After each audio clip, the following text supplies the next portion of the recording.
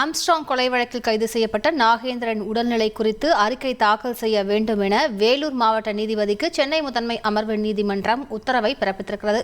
விவரங்களை செய்தியாளர் சுரேஷிடம் கேட்கலாம். சுரேஷ், இந்த வழக்கின் முழு பின்னணி என்ன? சுரேஷ், வணக்கம். ஆயுள் தண்டனை கைதியாக வேலூர் சிறையில் அடைக்கப்பட்டிருந்த நாகேந்திரன் ஆம்ஸ்ட்ராங் கொலை வழக்கில் முதல் எதிரியாக கைது செய்யப்பட்டிருக்கிறார். வேலூர் சிறையில் அடைக்கப்பட்டிருந்த அவருடைய உடல்நிலையானது மோசமானதை அடுத்து வேலூரில் இருக்கக்கூடிய சிஎம்சி மருத்துவமனையில் அனுமதிக்கப்பட்டிருக்கிறார்.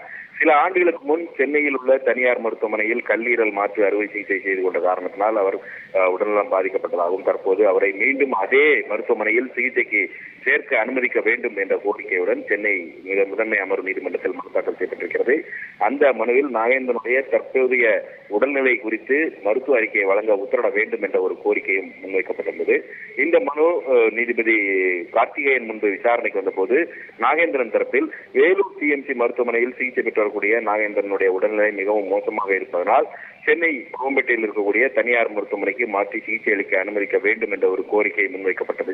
இதை ஏற்றுக்கொண்ட நீதிபதி நாகேந்திரனுடைய தற்போதைய உடல்நிலை குறித்து நேரில் ஆய்வு செய்து அறிக்கை அளிக்கும்படி வேலூர் மாவட்ட நீதிபதியை முதன்மை அமர்வு நீதிமன்ற நீதிபதி கேட்டுக் கொண்டிருக்கிறார்.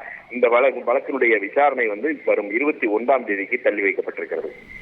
விரிவான விவரங்களுக்கு நன்றி சுரேஷ். செய்திகளை உடனுக்குடன் தெரிந்து கொள்ள உடனே சப்ஸ்கிரைப் பண்ணுங்க.